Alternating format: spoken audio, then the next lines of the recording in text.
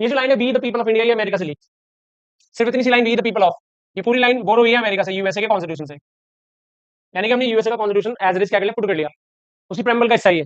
वहां पर लिखा हुआ we the people of USA, United States of America, ठीक है। ये लाइन हमारी बोरो है वहां से। पूरी प्रेम्बल की जो लैंग्वेज है वो ऑस्ट्रेलिया से बोरो है, उसके बोलने का तरीका, उसके लिखने का तरीका। तो ये कंप्लीट प्रेम्बल ये कहां से है, ऑस्ट्रेलिया से बोरो है, ठीक है। भाषा, प्रस्तावना की भाषा। कम टू द पॉइंट, इस पे आते हैं, देखो we the people of India, इन्होंने बताया कि आपके देश की सच्ची पावर किसके हाथों में दी गई है, जनता के। और यहाँ कहीं नहीं बोला गया, जो ये वी शब्द है ना, हम भारत के लोग, यानी कि हम ही हैं सबसे ज्यादा शक्तिशाली, हम ही तय करेंगे कि हमारा भविष्य आने वाला कैसा होगा, तो संविधान कैसा बनेगा, ये हमें तय करना था, ठीक है। तो असली शक्ति किसके हाथों में, जनता के। तो ये कहीं ना कहीं लोकतंत्र की जड़ें दिखा रही है, मतलब लोकतंत्र कहीं ना कहीं आपके देश में पहले से ही एग्जिस्ट कर रहा था।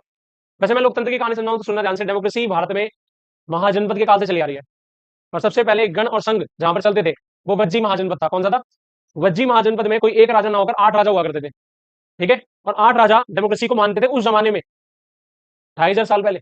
और आज हम उसी चीज को क्या कर रहे हैं, फॉलो कर रहे हैं। यानी कि लोकतंत्र हमारे यहाँ पर पहले से था, बट हम उसे भूल गए, फिर राजतंत्र आया, फिर दोबारा हमारे यहाँ पर क्या आया, लोकतंत्र। हमने लाया उसे, और अपने प्रयासों से लाया, कोई हमने फ्री में नहीं, कि हमने कोई ऐसा किसी से कॉपी पेस्ट नहीं किया।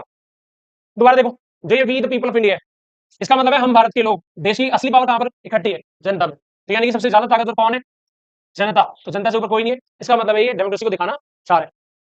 अगला जो वर्ड होता है, ध्यान से सुनना, सोवरन। सोवरन क्या होता है, इसका मतलब, सोवरन का मतलब है संप्रभु। कोई भी एक ऐसा देश, हर देश, सुनना ध्यान से, पूरी दुनिया में कितने भी देश हो, इससे फर्क नहीं पड़ता, छोटे से छोटा देश और बड़े से बड़ा देश। अगर मान लेते हैं बहुत सारे, मतलब शरीर से तगड़े लोग या बॉडी बिल्डर लोग मान लेते हैं, या फिर मान लेते हैं बहुत, लोकल में तो बाउंसर बोलते हैं, तो बाउंसर मान लेते हैं, ताकतवर लोग एक साथ बैठे हैं, और मान लेते हैं कोई एक पर्टिकुलर व्यक्ति बहुत कमजोर है, ठीक है।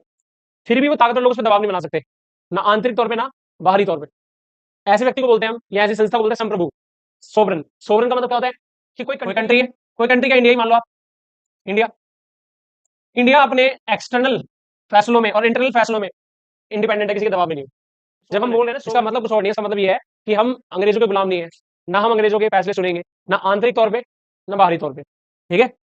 थोड़े बहुत इस पे लेके डिस्प्यूट रहते हैं कि सोवरेन माना जाए किसी कंट्री को, ना माना जाए। कौन से दौर में, ग्लोबलाइजेशन के दौर में, जब पूरी दुनिया में क्या चल रहा होता है, ग्लोबलाइजेशन। वहां पर पूरी दुनिया के देश आप पर दबाव बना रहे होंगे कि अपने देश में क्या करो, टैरिफ को कम करो, जैसे ट्रम्प और बाकी सारे लोग। अब देख रहे हो आप, दबाव बनाने में लगे हुए, वजह ताकि आपके यहाँ पर क्या कम किया जा सके, टैरिफ। मतलब आपके ऊपर तो लगा रहे हैं वो, लेकिन उनको देख लो।